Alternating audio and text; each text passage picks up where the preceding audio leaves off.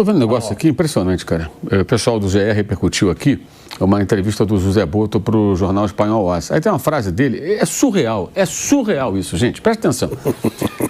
Já trabalhei com muitos treinadores novos e comparo, no caso do Felipe Luís, ao De Zerbi que tive no Shakhtar. Ele é incrivelmente dedicado, trabalha incansavelmente, analisando os adversários e a própria equipe. Depois de mais um ano aqui, estará pronto para a Europa. O José Boto encara o Flamengo como incubadora de técnico para o futebol europeu. É o que eu concluo. É importante mantê-lo aqui porque toda a estrutura foi construída em torno dele, temos um estilo de jogo muito característico, isso se deve a ele. Se sair, será muito difícil para nós continuarmos da mesma forma. Além disso, mais um ano de Flamengo será muito bom para o futuro de sua carreira. Gente, é surreal. O cara é o diretor do Flamengo e ele fala do Felipe Luís como assim, mais um ano ele está pronto para a Europa. Quer dizer, cara, o Flamengo não é incubadora, Zé Boto, de porcaria nenhuma. O Flamengo é o Flamengo, pô, é o clube mais rico da América do Sul. E quando ele tem um técnico, é para ser técnico do Flamengo. Se o Felipe Luís amanhã tiver um convite e quiser ir embora, é um direito do Felipe Luís. Mas essa visão, isso é absurdo. É surreal. Como é que o BAP permite um negócio desse? É para chamar agora e falar, bonitão, que história é essa? Para pensar. Imagina amanhã a Leila Pereira falando assim, não, mais um tempo aqui o Abel Ferreira está pronto para voltar para a Europa. Não, ela quer que ele fique, porque ela considera o Abel Ferreira o técnico ideal para o Palmeiras, né? E, evidentemente, detalhe, não foi o Boto que contratou o Felipe Luís. Ele foi promovido na gestão do Rodolfo Landim, ainda com Marcos Braz e Bruno Spindl, a função de técnico e foi mantido nessa temporada, tá? É bom lembrar. Cara, é impressionante isso aí. Esse tipo de coisa eu acho incrível como o clube se submete a isso. E no dia de uma final, importante para o torcedor, né? Sai um negócio desse. Realmente bizarro. Colocando o Felipe Luís no mercado europeu. Mais um ano e podem levar. Que história é essa? E outra coisa, quem garante que vai surgir, que eu falei há pouco, o Felipe, acho até que pode ser que ele tenha uma boa proposta no futuro, pela sua história como jogador. Ele foi um jogador de sucesso no futebol europeu, especialmente no Atlético de Madrid, passou pelo Chelsea. Então, ele já é conhecido dos caras como um jogador de um patamar bem interessante. E ele sendo um bom técnico, muito jovem, é natural que apareça alguma coisa boa para ele. Mas, repito, os portugueses por aqui passaram, que brilharam, e são 3 até agora, nenhum dos 3 teve grande proposta da Europa. Nenhum dos 3. O único que voltou para o time europeu foi o Jorge Jesus, repito, para onde ele esteve antes, que foi o Benfica. E o presidente era um amigo pessoal dele que veio pedir ajuda num momento de dificuldade. Ele resolveu voltar para o clube lá de Lisboa. Nenhum time na Inglaterra. Quem foi para lá, conseguiu se encaixar na Premier League, foi o Vitor Pereira. E já foi embora também. Teve até um bom trabalho no passado, no Wolverhampton. Esse ano foi um desastre. Está muito mal. Perdeu ali alguns jogadores e tudo. O time se desandou e segue mal, inclusive, mesmo com a mudança de treinador. Mas não foi pelo trabalho dele aqui no Brasil. O Vitor Pereira conseguiu pelo conjunto do que ele fez na carreira dele. Em Portugal, no Oriente Médio, a passagem pelo Brasil. Não foi daqui que ele foi para lá. Olha, esse cara está brilhando no Brasil. Não, o empresário, tudo, conseguiu de repente encaixá-lo lá com o currículo que ele construiu ao longo da carreira. Não foi pelo que ele fez aqui. Até porque aqui nem foi campeão, né? No Flamengo ele foi mal e no Corinthians foi até bem, mas não teve títulos.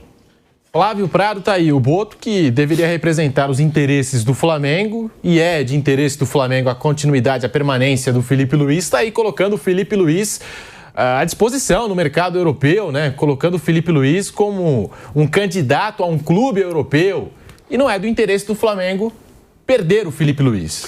Eu acho um processo natural. O próprio Felipe, eu não lembro de ter ouvido ele falar, mas imagina que ele tenha pretensões de atingir o mercado internacional. Sempre falei que tem 2 técnicos que eu vejo aqui com essa possibilidade de realmente fazer carreira, né? Não vai chegar de cara no Real Madrid, mas pode pegar times menores, depois vai fazendo uma carreira até chegar no nível alto. O Felipe Luís e o Rogério Ceni. Acho que os 2 eles estão num caminho rumo a esse espaço. Agora, o Boto falar é meio surreal mesmo, né? Meio esquisito. Eu acho que ele gosta de falar muito, né? Falador passa mal. Então, tem até um samba que fala falador passa mal, rapaz. É isso. Então, ele está falando a mais e é normal que a direção do Flamengo fique queimada se isso acontecer. Vai ser dentro da normalidade, porque realmente ele é o técnico do Flamengo. O Flamengo está renovando com ele. E aí já está jogando uma coisa que a gente vê como natural, mas para ele poderia ter tomado um pouquinho mais de cuidado, né, antes de falar. Não é muito cuidadoso, eu diria, o José Boto. Não foi muito politicamente correto, digamos assim, né? Pois é.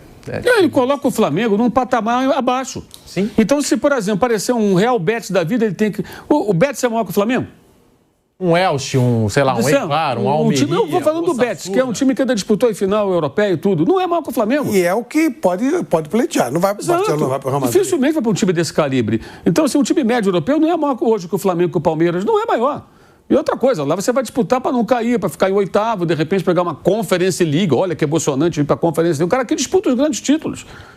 Aqui ele é campeão, ele vai para a rua na cidade do Rio de Janeiro, chega lá, tem 1 milhão, 2 milhões de pessoas na rua. É outra história, meu irmão.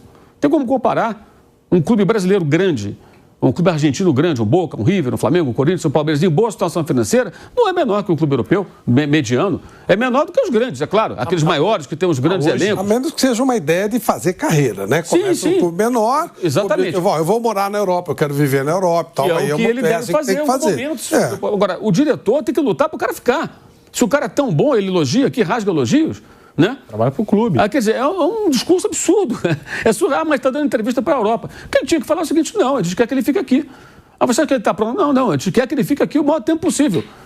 Se ele vai para a Europa, é uma questão de alguém da Europa convidar e ele achar que deve ir. Agora, mais um ano estará pronto para a Europa. Quer dizer, para o Flamengo é ótimo, para a Europa não está pronto. Pelo amor de Deus, gente. Para nós aqui no Brasil é ótimo. Que não fosse o Flamengo, fosse um outro clube. Para nós aqui está ótimo. Excelente e tal. Para a Europa não está pronto. Faça meu favor, né? Pelo amor de Deus, cada bobagem que a gente vê. Hoje mesmo, Flamengo e Paris Saint-Germain, em história, o Flamengo, acho que não tem nem comparação com o PSG. Bruno Prado, e essa declaração, essa entrevista do Boto, que foi lá para jornais europeus, colocando o Filipe Luís no mercado. Sim, para o cargo que ele ocupa, que é de diretor de futebol do Flamengo, não foi uma boa declaração, né? Acho que ele falou o que ele pensa, mas assim, você está num cargo que você está trabalhando no Flamengo, né? Então, não foi uma boa declaração. Você não tem que falar sempre o que você pensa, assim. Você tem que falar, principalmente quando você está num cargo que é político, e que apesar dele ser um profissional, mas é um político, você tem uma torcida, você tem um chefe, você tem um dirigente, você tem que falar o que é melhor para você. De modo geral, os portugueses, você sabe o que eu estou falando, porque você é neto de português, consequentemente meu sogro era português. O português, ele é meio direto, de um modo geral, né? Ele não é muito de cuidados, ele é muito direto, né? Então... assim, eu não tenho nada contra falar publicamente, não, é isso, aí desliga, na real, é isso aqui. Mas publicamente é isso aqui, tá bom? É isso, você tem que falar o que é melhor para você e não sempre o que você pensa. Falar sempre o que você pensa não é muito inteligente. E daqui a pouquinho a gente vai rodar a entrevista exclusiva do Pilhado com o José Boto. Falou do planejamento do Flamengo, disse que vai contratar jogador de peso, de nome para a próxima temporada. Mas, Mauro, aquilo que a gente estava até conversando no programa de ontem, que idiotas falaram lá no início do ano que o Filipe Luís era um estagiário. Quando o Boto dá esse tipo de declaração, eu penso o seguinte, que ele está falando que o Flamengo é um estágio e ele está caminhando para a Europa, que é o suprassumo. Sim, que é o suprassumo. Quer dizer, você está diminuindo a importância de tudo que está acontecendo aqui. É surreal, assim. Que eu acho que essa questão não é a questão de ser direto ou não ser direto. É a questão de o que você pensa. Fica claro que na visão do dirigente do Flamengo, que ganha salário do Flamengo, que está trabalhando no Flamengo, o importante é ir para a Europa. Ou seja, tem jornalista que publica lá que ele está sendo monitorado por clubes europeus, né? Então, um grande sonho é a Europa, será? Deve ser, não sei, porque não é ele que está dizendo. Aí é o jornalista que está falando lá. E vira e mexe publica coisas nesse sentido. Agora, essa história, pelo amor de Deus, eu acho isso o fim da picada. Acho impressionante como é que o BAP tolera esse tipo de coisa. Presidente do Flamengo. O BAP, que é um cara tão impositivo, firme, né? Como é que aceita isso? Onde já se viu? Sabe, que ele dissesse, olha, é possível que a Europa venha atrás dele porque ele é um cara muito jovem, muito competente e ele trabalhou muito tempo na Europa, a mulher dele é espanhola, então não me surpreenderei, mas eu quero que ele fique aqui. Enquanto eu estiver no Flamengo, eu quero que ele fique aqui, não quero que ele vá para a Europa. A Europa é uma pinóia. Entendeu? Ponto. Mas é a visão. E aí revela a visão. Eu acho uma declaração extremamente infeliz. E nesse contexto, nesse momento, é pior ainda. Pior ainda. Que coisa lamentável, senhor Boto. Falando em entrevista do José Boto, o Pilhado conversou com exclusividade com o diretor do Flamengo. O que será que falou o Boto, hein? Roda a entrevista exclusiva do Pilhado aqui na Jovem Pan. Já encontrei o homem, o cara que chegou, Vampeta, em um ano já conquistou tudo para você ficar desesperado. Você veio e quando você chegou, você falou, prioridade é o brasileiro. Ganhou o brasileiro, ganhou a Libertadores. Como é que foi para você chegar com um ano perfeito? É complicado, não é? Porque agora olhamos para o próximo ano, não vai ser fácil repetir. Mas nós tínhamos, ou eu tinha essa ideia, quando aceitei, de que poderíamos fazer um ano como este. Porque senão também não valia a pena estarmos aqui a trabalhar para isso. Foi um ano de muito sacrifício, muitas horas passadas no CT, não só minhas, mas como do Filipe. Nós éramos os primeiros a chegar e os últimos a ir embora. Filipe é doente mesmo pro trabalho? É mesmo doente. Ele trabalha quantas horas por dia? É mais doente que eu. Mais doente que você? É mais doente que eu. Quantas horas por dia um cara desse trabalha, Boto? Seguramente umas 12 horas. Mais de 12 horas? Mais de 12 horas. Nós entrávamos às 8, saíamos às 8 da noite, 9 da noite. E não estávamos lá, porque o CT não é propriamente o sítio para passar férias, não é? Mas estávamos lá a trabalhar. Agora, para fechar, BAP falou que pode gastar 1 bilhão no futebol ano que vem. E você é o cara que vai gastar esse dinheiro.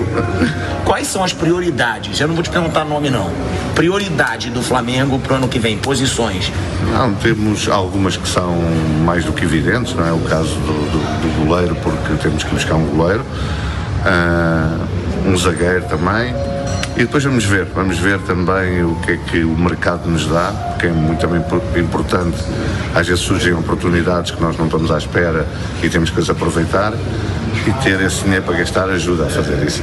Um centroavante, que esse ano, quando o Pedro ficou fora, deu alguma atenção. Um centroavante, 9, também é um objetivo? Pode ser, nós temos que ter atenção a uma coisa, é que o mercado que é de inverno na Europa é um mercado muito complicado. Os clubes não libertam os jogadores, ou quando libertam por valores muito superiores àqueles que eles valem na realidade.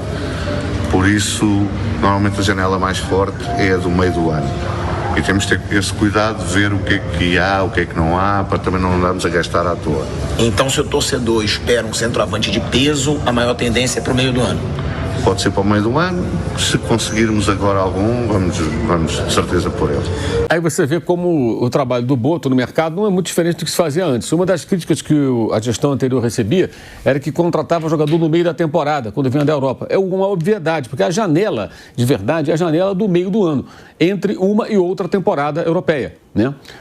A de janeiro é uma janela de ajustes que eles criaram para justamente jogador machucado, jogador suspenso e tal, você precisa recompor eventualmente seu elenco. Então é uma janela menor. Então quando a nossa temporada aqui no Brasil está começando, os clubes europeus não querem negociar muitos jogadores, só o jogador que está meio que encostado e tal. Vou dar um exemplo, o Pedro chegou ao Flamengo em janeiro de 2020, porque ele não estava jogando na Fiorentina. Teve uma lesão, foi pouco aproveitado, o titular era o Vlahovic, que hoje está até na reserva lá, está machucado nesse momento, né? Na Juventus.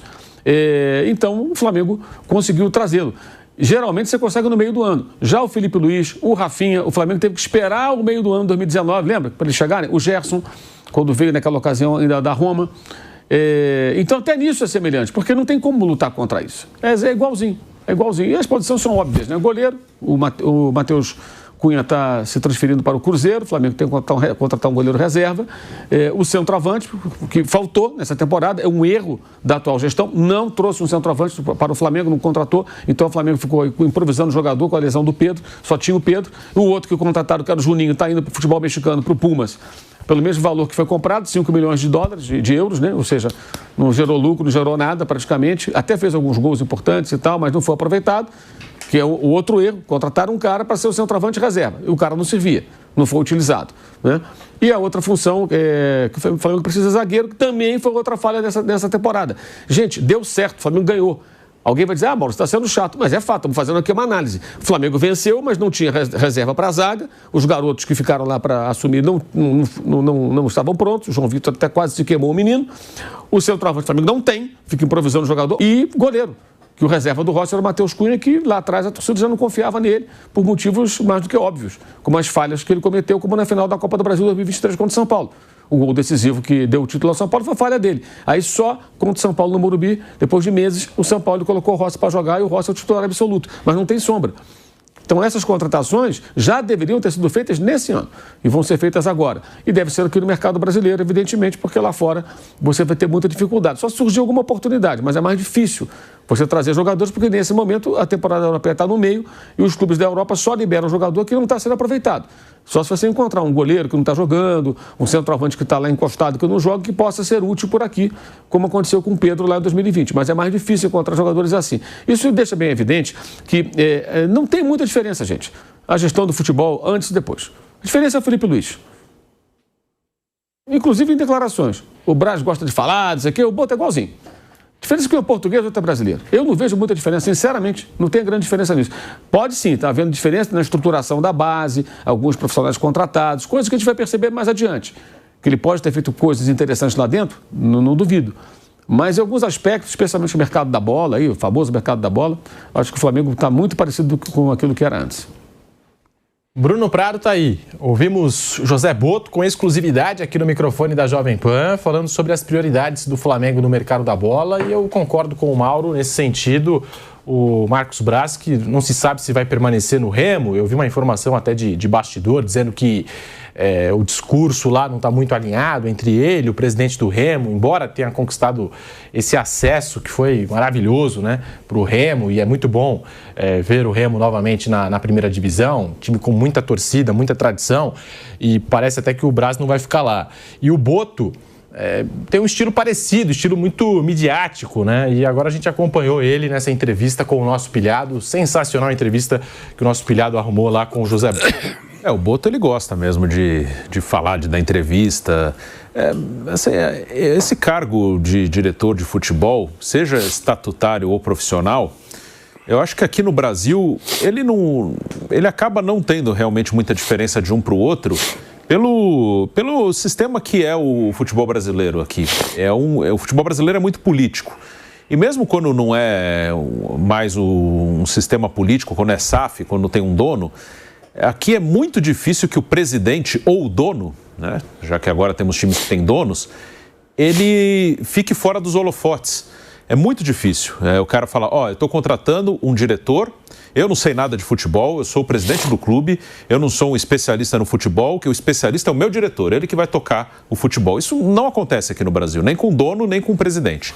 Porque normalmente são pessoas que gostam muito de aparecer, de pegar os méritos pela vitória, aí na derrota muitos não aparecem.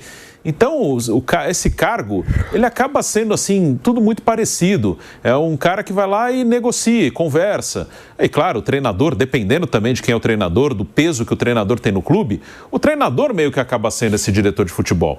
É um cara como Abel Ferreira no Palmeiras, está lá há 5 anos, e um cara que já ganhou 10 títulos. É claro que ele tem um peso quase de diretor de futebol no Palmeiras. Um cara que está no clube há 1 mês, 2 meses, que a torcida não gosta, ele não tem. Aí esse diretor, ele entra um pouquinho mais. Só que nós não temos aqui um presidente que dê total autonomia, que o presidente ele quer estar sempre na mídia. Eu não estou falando do presidente do Flamengo, estou falando de forma geral. Então eu acho que nos clubes, eu não consigo apontar esse diretor de tal clube é um excelente diretor.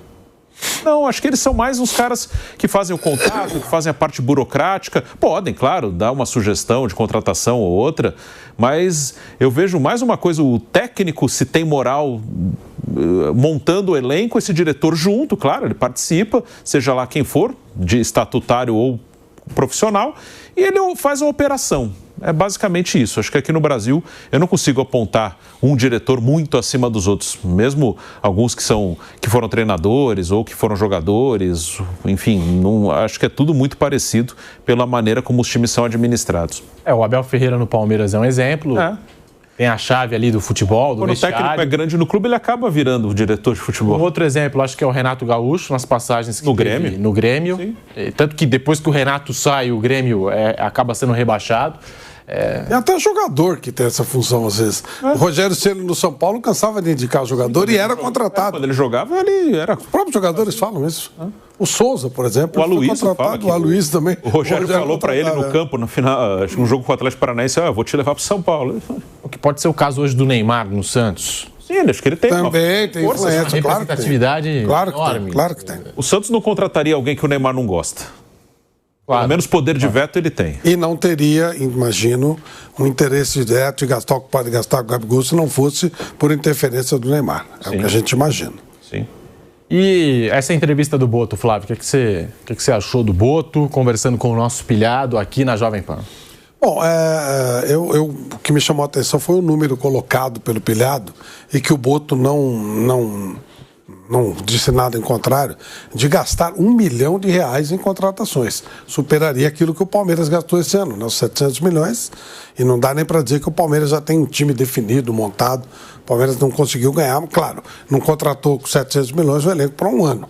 É um elenco que deve ficar mais tempo. Só que sem vitórias fica muito difícil de você não ter contestações. Se o Flamengo realmente for ao mercado com 1 milhão, ele vai ficar numa condição, você mete esse time que o Flamengo tem hoje. Com mais 1 milhão em contratações, se bem feitas, a coisa deve andar bem. As posições é mais ou menos aquilo que já foi dito aqui, né? Contratar um centroavante não é uma coisa simples, não é uma coisa fácil. É uma moeda, né? Muito difícil de se encontrar hoje. Mas imagino que o Flamengo, com mais 1 milhão, realmente vai ficar um time muito próximo de imbatível em termos de títulos, né? De conquista, tipo, por exemplo, o Campeonato Brasileiro. Porque, caramba, é um baita time, foi campeão de tudo, mete mais 1 milhão. E o Boto levou com naturalidade essa informação. Foi o que mais me chamou a atenção nesse caso.